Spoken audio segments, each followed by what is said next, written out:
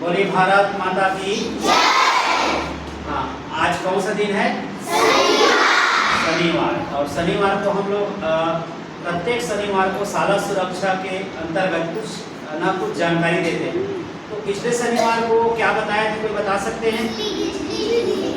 हाँ, बिजली से बचाव के संदर्भ में जानकारी। तो कौन सा बिजली के बारे में बताए थे?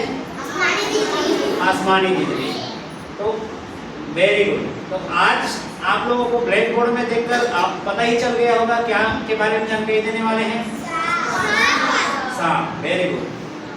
अभी क्या है, बरसात का मौसम है और बरसात के मौसम में हमें सतर्क रहना चाहिए। किससे? सांपों से।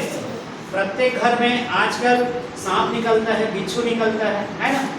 और न्यूज़पेपर में भी सुने होंगे आप लोग, सांप के काटने से, बिच्छू के काटने से कई लोग अस्पताल जाते हैं और कुछ लोग क्या होते हैं, मृत्यु भी हो जाता है। होता है कि नहीं होता है? सुने हो कि नहीं सुने? हाँ, तो आज हम सर्पदंश एवं उनसे बचाव के संदर्भ में जानकारी देने आए हैं। सबसे पहले आप लोग ध्यान से सुनेंगे, फिर उसके बाद लास्ट में क्वेश्चन पूछेंगे जिसका जवाब आप लोग दोगे। ठीक है। आज शनिवार के अंतर्गत हम पढ़ेंगे सर्पदंश एवं बचाव के संदर्भ में जानकारी।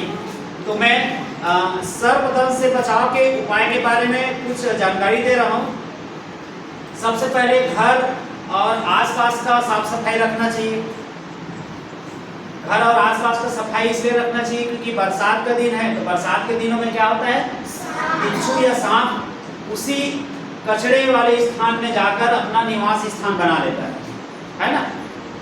अंधेरे कमरे में नंगे पैर नहीं चलना चाहिए। जैसे रात्रि में क्या होता है, हम लोग नंगे पैर चलते हैं, हो सकता है कि सांप क्या हो, रास्ते में पड़ा हो या बिच्छू पड़ा हो, तो हमको क्या कर ले, डस ले। तो हमें नंगे पैर नहीं चलना चाहिए। घर से बाहर जाने पर जूते या चप्पल का उपयोग करना चाहिए।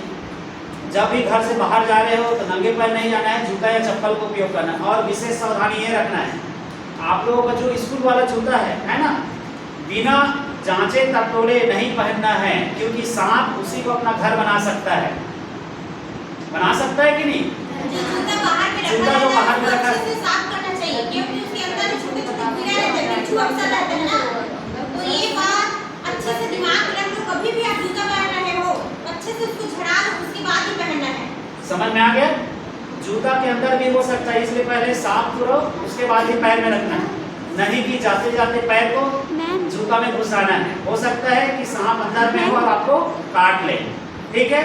और इनके संदर्भ में भी न केवल आपको जानना है बल्कि अपने दोस्तों को और अपने पेरेंटों को भी बताना है। और गाड़ी में भी चलाने के पूर्व कम से कम एक बार साफ कर लेना चाहिए, क्योंकि आजकल गाड़ी में भी सांप क्या होता है, घुस जाते हैं, है ना। पेरेंट्स को बताना है। ठीक है, जब भी गाड़ी को निकालते हैं, सवेरे निकालते हैं ना, रखे रहते हैं, बाहर में खड़ा रहता है, फिर गाड़ी को बाहर निकालते हैं तो अक्सर क्या होता है, सांप अंदर घुसा रहता है और वो क्या है, फिर स्टार्ट करते हैं चलाने के लिए वो काट देता है। अभी बता रही हूँ मैं, अभी 2 दिन पहले की बात है, मेरी गाड़ी में सांप घुस रही थी। तो अच्छा हुआ कि देख लिए फिर उसको हिला के निकाले। ठीक है। आगे सांप के बिल के पास नहीं जाना है। ठीक है। सांप का बिल होता है, देखिए, जिसको हम लोग डिलवा बोलते हैं, है ना, उसके पास नहीं जाना है।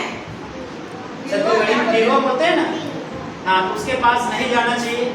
और झाड़ी, जो भी झाड़ियाँ रहता है उसमें जाकर खेलना नहीं चाहिए, क्योंकि हो सकता है झाड़ियों में क्या हो, सांप घुसा हो। ठीक है। विभिन्न प्रकार के सांपों के बारे में हमें जानकारी होना चाहिए। जैसे वाइपर सांप है।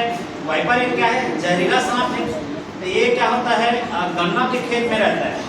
तो गन्ना के खेत में ऐसे ही घुस नहीं जाना चाहिए, क्योंकि वाइपर सांप उसमें पाए जाने की संभावना अधिक रहता है। किंग कोबरा होगा। तो किंग कोबरा सांप जो होता है बहुत विषैला होता है। ये आपके घर में क्या होता है, गाय का जो रहने की स्थान है, क्या बोलते हैं उसको, कोठा, जहाँ पशु रखते हैं, है ना, वहाँ पर भी अपना स्थान बना लेता है। भैंस का तबेला वहाँ भी अपना स्थान बना लेता है। इसलिए हमें सावधानी पूर्वक सांपों के बारे में जानकारी एकत्रित करना चाहिए।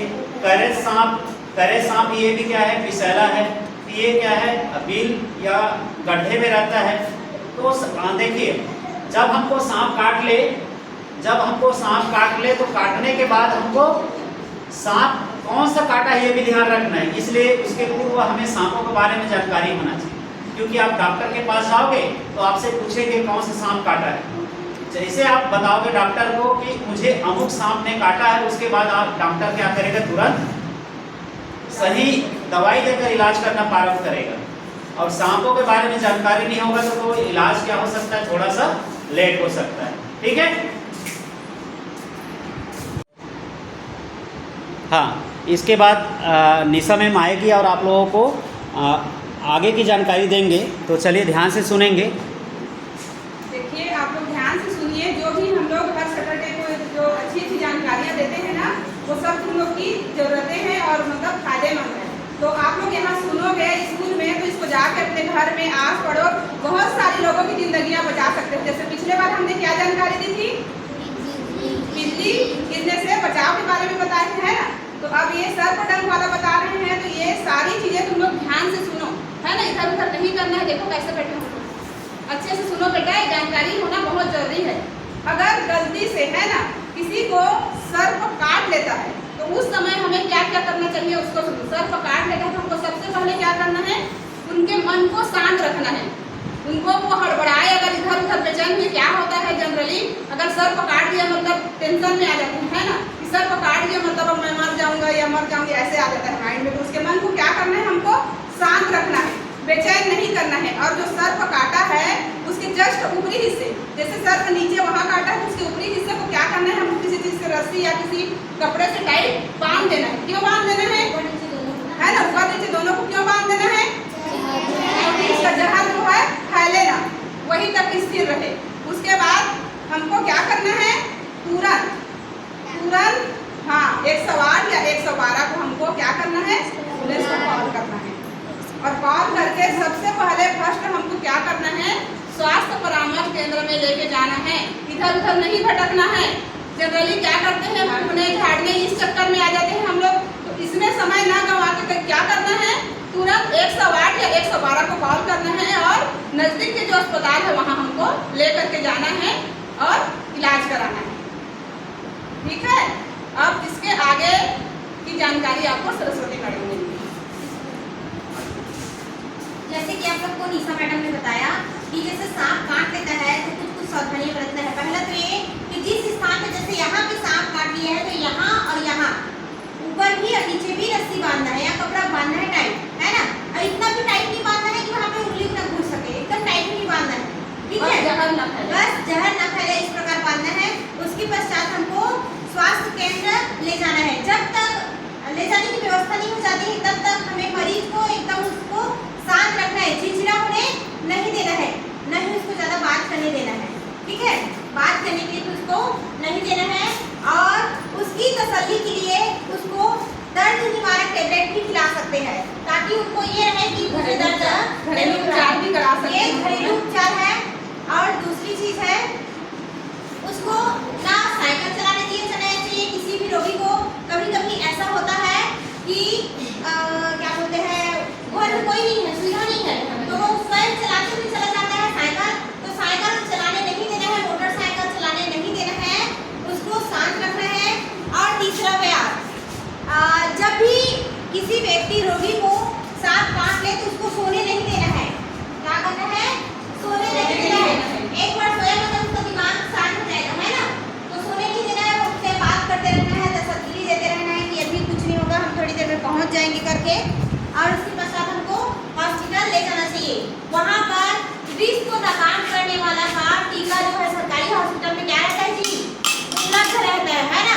तो जैसे ले जाएंगे तो तुरंत उसको टीका लगाया जाएगा और जो सांप का जो विष है वो धीरे धीरे करके खत्म हो जाएगा। झाड़ फूक के चक्कर में हमको नहीं रहना है, ठीक है। अब आप लोग अपने मन कुछ भी है तो पूछ सकते हो हम लोगों को, कुछ समझ नहीं आ रहा है, कुछ जानना चाहते हो, मन में इच्छा हो जानने की, उसको पूछ सकते हो। तो सांप काटने पर हमें तुरंत कहाँ जाना चाहिए, डॉक्टर के पास जाना चाहिए। ध्यान रखना है, सांप काटने के बाद शराब या नशीली पदार्थ का सेवन नहीं करना है। कुछ लोग क्या करते हैं, बैगा बुनिया के पास जाते हैं, तो बैगा बुनिया के पास भी नहीं जाना है, ठीक है। जो सांप काटा है, अगर आपके पास मोबाइल है तो फोटो खींच लो तुरंत, या आपको पहचान आ गए अमुक सांप है है ना, तो अमुक सांप पहचान आ गया तो ध्यान रखे रहो। और जैसे ही प्राथमिक स्वास्थ्य केंद्र पहुंचोगे तो सबसे पहले डॉक्टर आपके पास आएंगे तो बताना है मेरे को कोबरा ने काटा है या करैत ने काटा है। आपके पास अगर मोबाइल हो तो तुरंत उसका क्या कर लो, फोटो लेना है, ताकि डॉक्टर बिना देर किए आपका क्या कर सके, ट्रीटमेंट कर सके। समझ में आ रहा है ना? हाँ, बिना जानकारी का डॉक्टर भी ट्रीटमेंट करने में असमर्थ होता है, इसलिए जानकारी होना चाहिए।